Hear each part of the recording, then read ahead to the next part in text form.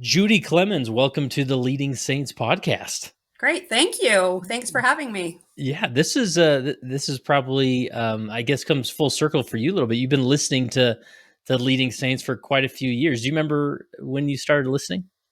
I'm guessing it was probably about 5 years ago. I came across the Questioning Saints Summit, and that kind of reeled me into this. Nice, nice. Yeah, that was 5 years or so ago, and now it's part of our expansive library that people can still watch it. Really helpful content there, and 20 plus interviews and whatnot. So, and then from that virtual conference, you just kept listening to the podcast. Yeah, it just fed my soul, so I kept listening. Oh, nice. Well, that's what I like to hear. I love. We'll keep feeding Judy's soul here and keep creating content. So, and then we met at the Restore conference in 2022, Uh-huh. and I had a booth there, and you came up and introduced yourself. And do you remember how that conversation went? Yeah, yeah. I was just excited to tell you that I was one of your listeners who was able to take my ideas, and that a calling was created for me to be able to implement the ideas that I had and the inspiration that I had received, much Yeah. from your podcast. That's cool. And I was just so inspired by that. And we exchanged information and stayed in touch after that.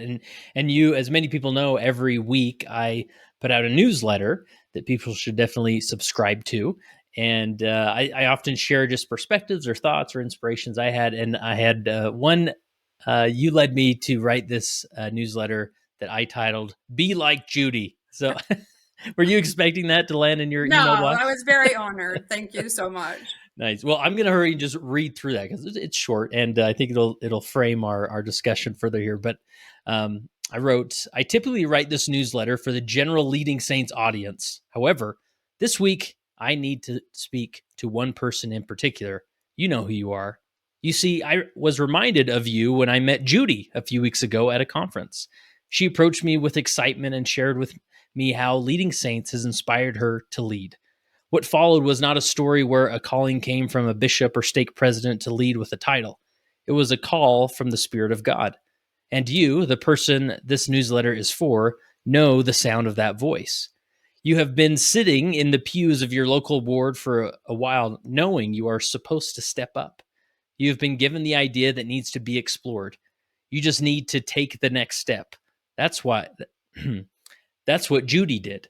She decided not to ignore the invitation anymore and set up an appointment with her stake president. She then explained to him the need she saw in the stake. Fulfilling fulfilling those fulfilling this would require a unique calling that you don't find in a handbook. The stake president listened and then took the step to create the calling which magnified Judy's influence in her local stake. The calling that was created and the influence Judy had going forward isn't as important as the fact that she heard the call and stepped up. So, back to you. You can't dismiss those promptings to lead anymore. It's an invitation from God. You can't wait around for a traditional calling to come your way. That's no excuse. Take the next step. Talk to who needs to be talked to, and then lead. I'm excited for you to email me later and tell me the story of your unique calling and the difference you are making in the kingdom of God. That was the end of my newsletter. And so that I don't know if I exaggerated your story at all or whatnot, but maybe just step into that newsletter message and tell us the real story. What happened behind the scenes as far as you feeling called, even though it wasn't an official title or calling? Yeah. Well, probably what I'd like to say is most of this got started because two of my children have stepped away from the gospel, and I think that that's what drew me to the summit, because I wanted to understand all of the different reasons why people are leaving the church and trying to understand what I can do better as a disciple of Christ and as a mother who loves my children. And so I just listened for years and years, right? And as primary president, I would listen for things that I could use. And then I just over the years, I just had all of these ideas and just felt so inspired and really saw how my testimony grew, how my heart expanded, and how my understanding of the gospel of Jesus Christ expanded as well. And so over the years, I just thought if I was ever called to this calling, this is what I would do. Hmm. And so I kind of had just kind of a running list of what I wanted to do. And so it just, I thought, if people could hear from people who are different than themselves, then I just think that there would just be so much opportunity for growth, and we would just be able to expand our hearts and minds. And so anyway, I had been in a calling and felt like I had an opportunity to do that on a ward level. And anyway, there were some barriers that came up, and I wasn't able to carry out those ideas. And I was saddened by that, and so I just kind of sat on it, and I had to quickly learn how to forgive from some of the situations that happened with that. And I really believed that the ideas that I had were inspired, and so I just had to trust the process. And so I kind of sat with it. And it was in February of 2022 that someone was telling me about something our stake president had approved. And he's a pretty progressive stake president. And I all of a sudden just had this idea. I need to take my idea to the stake president. And so I sent him an email and just said, told him who I was. I told him I wasn't asking to be the Stake Relief Society president, or that, I had been the stake activities director in the past, and I wasn't asking for that calling again, but that I just had ideas, and that I thought would really be helpful for our stake. And said, if you want to hear, then I would love to share my ideas with you. And if not, like, I won't leave the church. I won't lose my testimony. But that I just felt prompted to share my ideas with them. And to my surprise, within a few days, he responded and said, I'd really love to talk to you and hear what you have to say.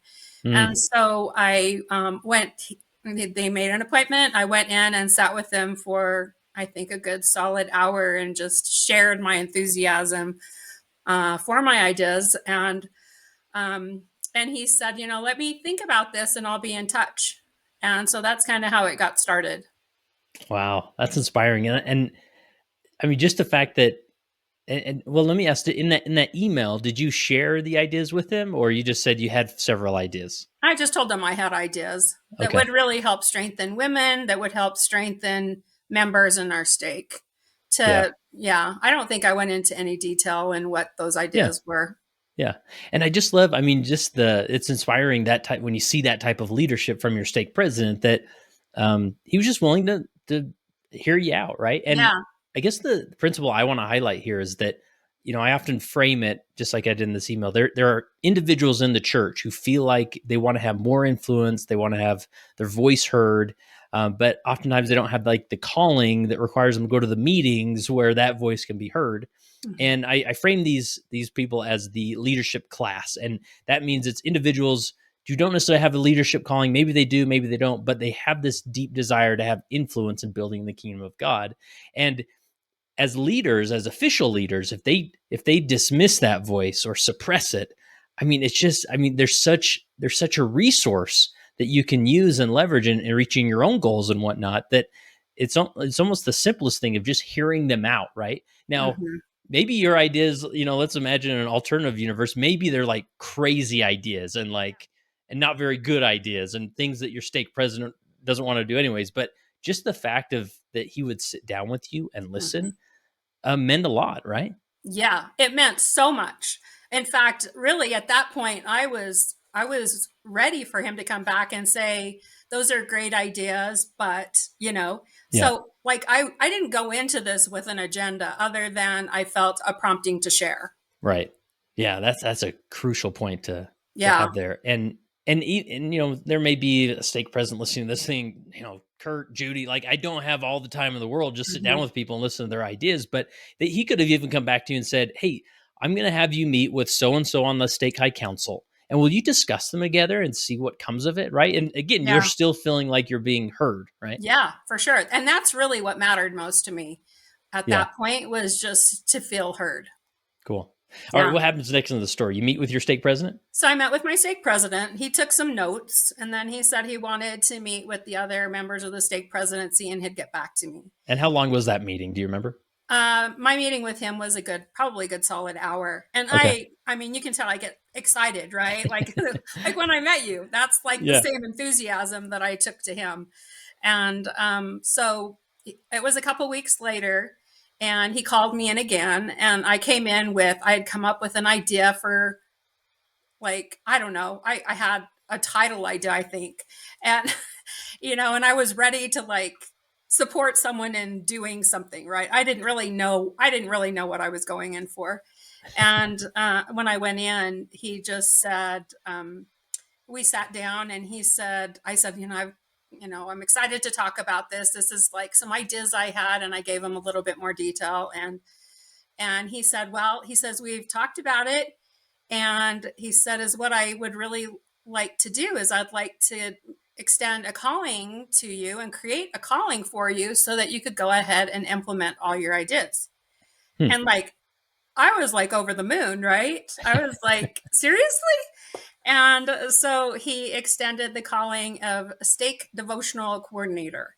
Nice. And So let's go back a little bit. I mean, was this the idea of being the stake devotional coordinator? Was that the idea that you shared with him, or was there 10 ideas, but this was just one of them? I had multiple ideas, and he just told me I could implement them all, and within this calling. And so, which I've been into it a little over a year now. And so I've run into some barriers along the way, right? But the core of it was to be able to um, to do informal devotionals, Hmm. and bring them. So we do them on a Friday night, and it's called the Listen, Love, and Learn devotional series for Cottonwood Heights. And we have typically topics that we address. And it was interesting because I had a very clear vision of like the order that I needed to start these devotionals. So the first one was on mental health. The second one was on understanding and loving our LGBT family, friends, and neighbors. And then those are the first two I knew needed to take place. Nice. And And so yeah, the main idea was just you wanted to have some type of devotional or meeting or opportunity for people to gather and just talk about maybe some difficult topics in the yeah, context of the church, right? yeah, Okay. yeah. It's more of hearing them. I think when um, we come and we listen to people who have experiences that perhaps we're facing in our families or with our friends, Yeah. and hear from that perspective, it's hard to have that conversation sometimes when it's with someone you love, right? Yeah. And so to be able to come and hear from another person's perspective, and then and so I came up with a whole purpose statement of what every single devotional was supposed to be. And um, and so the purpose of everyone is to create connection, to remember that we are not alone in our experiences. We are all God's children. Seek understanding, hear personal stories of those with experiences different from our own, provide learning, take time to learn about other people's experiences so you can show up, love, and support each other in meaningful ways. Maya Angelou said, when we know better, we do better. And then, most importantly, testify of Christ. Take time to learn about other people's experiences so we can, excuse me, testify to the healing power of Jesus Christ and demonstrate how we allow our experiences to bring us closer to Him. And so those are the guidelines for every single devotional. And that's my purpose statement. Nice. Cool. So they give you this official calling Mm-hmm. as the stake devotional coordinator, Uh-huh. and then they just say run with it, or any other direction or Yeah. guidance that they gave you, or Yeah. Pretty much run with it. So he told me that I would report directly to him, to the stake president, and that anyone who I wanted to bring in outside of the stake, he would need to call and get cleared by their bishop Mhm. before they came. So my responsibility was to to pass my ideas by him, and then go ahead and tell who, let him know who I wanted to come speak. And then he would clear them, and we would kind of approve it and move forward that way. Nice. And so this was aimed to be on a Friday night? Yeah, we do it Okay. on a Friday night so people can be casual. And I was a little nervous because I wanted it to not feel like a regular Sunday Hmm. devotional. So initially I was like kind of walking on eggshells because I wanted to make sure that I didn't do anything that would like ruin this, right? So Yeah. I Like, we gave you a chance, Judy, and yeah, then you went and and then and I told blew it. everybody to come in Levi's, right? Like, Yeah. So I wanted to make sure we had permission to have it in the chapel. He said it was fine. We could do it in the chapel. People could be casual. I wanted to use other Christian music rather than just LDS church music. mhm. So I usually have music playing as people are coming in. Um, Yeah, and and this is like you were playing this music. It's not like people were singing it, right? Like, no, not like no. So hymns we or just anything. Yeah. have it kind of in the background. And then we just go ahead and we open with an opening prayer, and I do a little introduction, and then we like head right into the speakers. And then he has the opportunity, or a member of the stake presidency who is ever overseeing that devotional has an opportunity to kind of make some comments at the end if they want to, and then we have a closing prayer. And Nice. what was kind of amazing about it is before the first one, I had a few people that came to me and said, "Is this going to be recorded?" And I wasn't really planning on that. I feel like we had just come off of COVID and everything was online. And I thought I just wanted to get people back in the same room again. I felt like Mhm. there was a lot of power in that, right?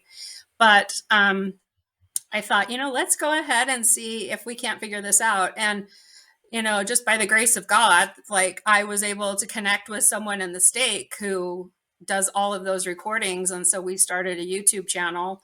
And so we've been able to record them and offer them online Nice. for people who couldn't come, or, weren't available that night or whatever, Yeah. if they want to share them with family or friends. So these are, is it on a Friday evening? Is it once a month? One Friday a Uh, month? no, we usually do it about once a quarter. So Oh, okay. I did 3 adult ones last year and 1 youth one. Oh, great. Nice. Yeah. Oh, so that's again, this isn't like this heavy like program or Mm-mm. effort that you're putting on the stake, right? It's like, hey, why don't Yeah. we just have a devotional once a quarter and call it good, right? Yeah. Yeah. And it Yeah. was kind of interesting. I think, so just to maybe shed a little light on me, I am a person who, I feel like I come with big ideas, probably with most things that I want to do. And I think, I sense that sometimes people think she can never do that. You know, Hmm. she's not going to follow through on that. And so I find a lot of joy in trying and proving people wrong about me, right? And being able to bring something that's really quality to the table. And so I think that that's kind of what happened on that first one that I did. It was on mental health, and I was able to get people within our stake, actually people I knew personally. One was a physician who had struggled with uh, depression during COVID, and he came and he had been hospitalized for a period of time. He was willing to come and share his experience. And then a friend of mine whose husband died by suicide about I don't know, 3 or 4 years ago. At that time, it was 2 or 3 years prior to that, came and talked about suicide. And then our stake president we have the Catholic churches right next to us, our stake building. And he had gone to a meeting and actually met a woman from the Catholic Church who was heavily involved in, who's a state administrator for suicide and mental health and suicide prevention. I can't remember what her title is, but something like that. And so she offered to come as a professional to kind of give her perspective on that. Hmm. And so that was the only devotional that we opened it up to questions, because we actually had a professional rather than people who just have their own personal experience to answer questions. Yeah. So you said something there that I just want to sit with for a minute, because I know people are listening to that and can resonate. That you said I don't know exactly how to put it, but I'm the type of person that comes with big ideas. Mm. And for whatever reason, and it's not necessarily just our faith tradition, but I'll speak in the context of that, but that can be, people can feel shame in that, like a lot of shame when they feel like, man, I have some big ideas I want to share. Like, I feel like we can do more. And then it's like, well, wait a minute, Judy, like stay in your lane. Like, don't be aspiring or, keep it to yourself and, don't get too big, too big for your britches type of, and so you sort of shrink down. And so I just want to highlight that the leadership class out there, they are going to naturally have big ideas that they want to contribute. And you should never feel shame of wanting to share those and Yeah. reaching for the stars in the context of your word and stake and helping it improve. And again, at the end of the day, the stake president could say, wow, Judy, that's a big idea, but thanks, but no thanks, right? Yeah. And move on. And so I just hope we can reiterate that people shouldn't feel shame for having big ideas, that because some people have more creative minds than others, right? Yeah. And they need to put those forward because we're all part of the body of Christ, and we should all contribute by sharing those things. So Yeah. really important. Absolutely. Um, Tell me, you've any other topics you've covered that you haven't mentioned yet? Well, so, and then the next one was understanding and loving our LGBT family, friends, and neighbors. And that's Cool. actually been the most viewed um, YouTube video that we Hmm. have on our site.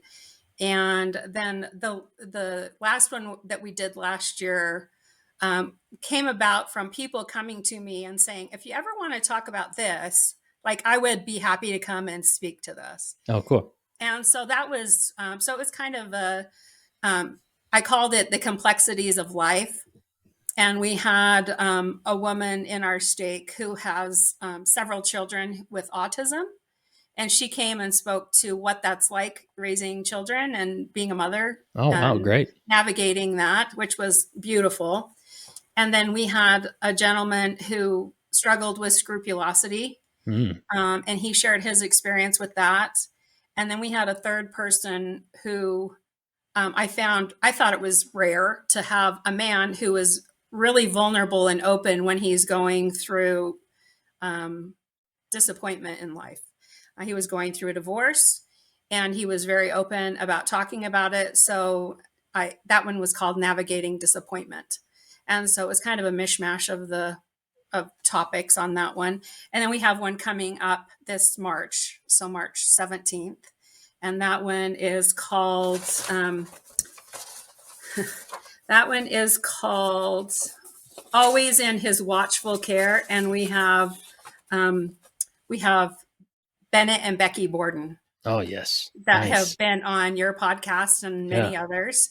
I kind of crossed paths with her probably about 6 years ago in her ward, at a time when my son was, he was living in that area and trying to come back to church, and we had gone to visit. And I knew that it was right after after they had spoken at the North Star conference, and I was sitting next to her mother, and I knew something was happening, and I didn't know their story, but I was really interested in learning more about them. And it probably wasn't until about 2 years later that I finally came across came across that North Star conference where I was able to listen to it. So I'm really excited. For me, their story, I mean, their story is a lot of different things, right? And they speak a lot at the North Star conference and everything, right? But for me, is what that spoke to me is just how much God loves all of his children, and he's always watching over them, and that there's always a way back. And as a mother with children who have chosen different paths for a time, that gives me so much hope. And so I've been really excited. I've kind of been holding this one on, to like bring this out, at the Yep. The exact heavy moment. hitters, right? Yeah. Yeah. And so anyway, we're super excited to have that one on March 17th. That's cool. And we've decided my stake president came to me at the beginning of the year. We sat down and had a discussion of, some of the things he wanted me to do moving forward. I think for the most part, we were already doing them. But one he said is he wanted them to be offered online at the time that it's actually happening so that people can watch live, which was kind of always available, but we didn't really advertise it that way. We typically have about 90 to 100 people come to these devotionals Hmm. in person. And I just wanted to make sure that we have a live audience when people come to speak. Yeah. Yeah, that's great. And it's one of those things that sometimes we force people to be there in person, or we want them to be because it feels like it's more successful. But Yeah. and as long as the message gets out there, right? I Yeah. mean, we're recording this and just you and I here. It's not like, Yeah. oh man, only Judy showed up to this. But obviously, we're going to broadcast it, and many Yeah. will listen. So, tell me just about some of the technicalities of like YouTube. So, your stake has created a YouTube channel, and then you put them on there. Are they public videos? Do you keep them just Yes. unlisted, or how does that work? They're public videos. Okay, so we could share the link of some of these. Yes. I Okay. would love that. Oh, Yeah. cool. All right. Yeah. Well, and that I think that'll be good. Just you can model how you do it, and I guess I just hope people are inspired by this. That there's just so many resources, whether no matter where you are in the world, right? That Hmm. in your community you can find people that's going to Yeah. bring such an enriching message. And so don't just be like, oh great, Judy did all the work, we'll just send this link to the stake. I mean, sure you could, Yeah. but there's this community effort, right, in doing Yeah. something like that. Like we're gathering together to talk about this topic, and there's just this natural empathy in the culture that comes up when it's like, this stake, we have these devotionals because we want to talk, bring dialogue to these topics because they're Yeah. important to us, right? And that really can change a culture. Yeah. And I just feel like um, I like to listen to other people, and I felt like these are the topics that people are talking about, Hmm. and that typically won't be discussed in a church meeting on Sunday. Yeah. And so that's really what I was these sensitive topics that we can bring to a church forum that are supported by our leaders, and our local leaders, right? I have to be really clear when I Yeah. do anything that we don't represent the Church of Jesus Christ of Latter-day Saints. Yeah. But I feel like they're all just closely aligned and truly things that have helped inspire and help me build my own testimony in Jesus Christ. Yeah. So these Friday nights, what time do you usually start the devotional? 7 o'clock, and we've Okay. kind of played with the time. The first one we did, because we did the Q&A at the end, it ended up going a little over 2 hours. So it Okay. was it Wow. was long, and people told me it was a little too long. We got the next one, we pulled it back to an hour and a half, and still I had some feedback that was still a little too long. And Yeah. I don't know, I kind of like the power of three speakers, right? But apparently, so anyway, this next one we've decided to just keep it to an hour or an hour-ish. And I mean, I'm not really as uptight about that time. I just kind of, I figure I usually give them like 25 minutes per person to speak, and then we have an opening and closing. Yeah. And so we just, I think part of it is just when I feel really, I have really clear insight into what I need to do. And I've learned to trust that as my own personal inspiration of hearing him. That's what I really, because it becomes so clear in my head. Yeah. And so when I follow that inspiration, then I trust the process from there. And I turn it over to the Lord that whatever people are going to say in that meeting is exactly what was supposed to be said, and that the people who need to hear it will hear it. Yeah. So that's powerful. Um, So Friday nights start at 7, and you're sort of playing with the time, hour and a half, 2 hours, maybe too long. Do you do like, and I would imagine some people use this. I mean, date night Yeah. is Friday night, right? So Yeah. you probably get a lot of couples showing up, and that's a great Well, way to spend time yeah, together. that's what I was kind of hoping initially. And I Uh-huh. think I've been a little surprised. Um, I, I, what I'm finding is that I mean, we have a good variety, but it's usually a little heavier on the older side, which has Yeah. been really amazing to me. I think perhaps maybe some younger couples who have children are having a hard time, I mean, getting away and finding babysitters or whatever. I'm not really sure, but I think, I mean, I get really good feedback, And the people who come are just kind of blown away by the experience of being able to come and talk so openly and frankly about really sensitive topics in the Yeah. gospel. And speaking of sensitive topics, is there anything you do as you market it that or announce it? Do you put an age limit or just let them know what the topic is? So maybe they Mm. shouldn't bring teenagers, or they should, or leave the young kids at home, or Yeah, I have an age limit of 18 or older unless I provide flyers and we do posters. And Mhm. so typically it's an 18 plus crowd. Cool. Yeah. And then, but you did a youth one. How'd that go? The youth one was fantastic. It was, I'm trying to remember his name that was on your podcast as well. Smith Alley came Oh and yeah, spoke to yeah. our youth. We had about 140 youth and leaders in that particular fireside. That one we did it we included like a pizza party. Oh, cool. And so we had pizza and then it was informal and that one went really well. And so Yeah, Smith's that great. was younger. Yeah. Yeah, and he's leaving for his mission here soon. Yeah. He's Yeah. He was awesome. great. And so, do you typically do refreshments? Not for the adults. Okay, so you just No. give the content, and then they can linger if they want. But Yeah. once it's over, it's over. Yeah, and I find that they usually want to speak to our guest speakers, and Yeah, people kind of talk about the topic and linger a little afterwards to talk to one another.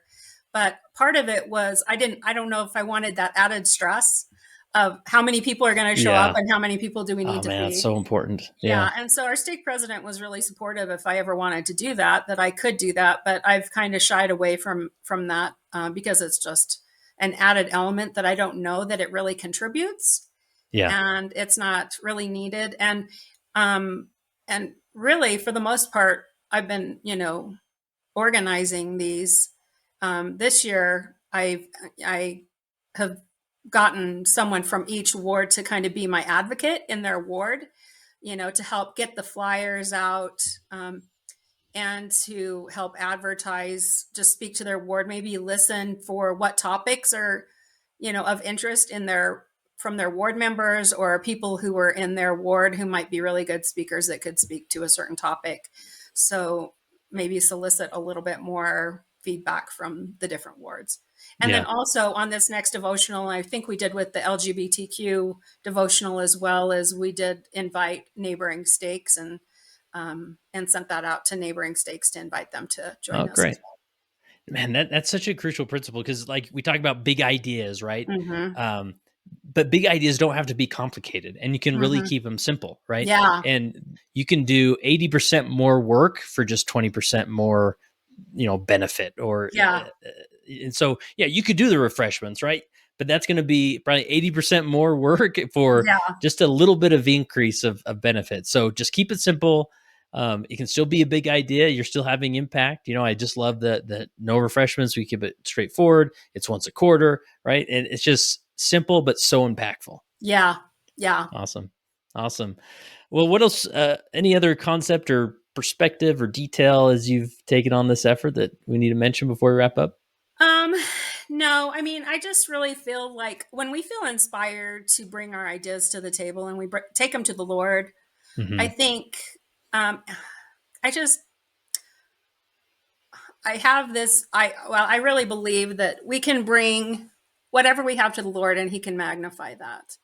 And so I have really seen that my gifts and talents, my personal gifts and talents, lend well to this. I've just had different experiences in my life that have, I do all my own flyers. So I'm a graphic designer. Uh-huh. I have done, through work, I did conferences. And so I kind of learned how to organize some things like that. And so I felt like the goal was to provide as quality of a product as possible, and then it'll catch fire. Yeah, And so anyway, that's been really helpful for me. yeah, yeah. That's powerful. The What was I going to ask? Any So I mean, do you have any other ideas that you'd love to see come to fruition, or anything you're working on or that's percolating? Not right now. I think I've scaled back a little bit. I'm now the gospel doctrine teacher, and so I get to bring my ideas to the gospel doctrine class, like from the standpoint of how I would like to see gospel doctrine taught. And so that's super exciting. Like I said, I really believe that any calling that we're given, we can go ahead and bring our enthusiasm and our ideas to that calling. That's kind of been my motto. I have a philosophy essentially that if I really want to do something, I don't need to be called to do it. And so even with ministering, like if there's people who I really want to visit and connect with, I don't actually have to be called to be their ministering sister in order to do that. And so I just feel like whatever we really want to do, whatever we feel called to do, we can find a way to do it. Love it. Well, we'll definitely put the link to what's the name of the YouTube channel that you do? It's called Listen, Love, Learn, Brighton Steak. Perfect. Awesome. We'll put the link there if people want to get an idea, get a flavor of these Friday night devotionals that happen. And last question I have for you, Judy, is as you reflect on your time as a leader, maybe as a leader without an official title, I guess until it was given to you, but how has being a leader helped you become a better follower of Jesus Christ? Well, I just I just love my Savior so much, and I just want to take all that I've been given and all of my gifts and talents to glorify Him. And I just feel like I've just been blessed tremendously to have different resources that have just speak to my heart and inspire me and help me to move that work along.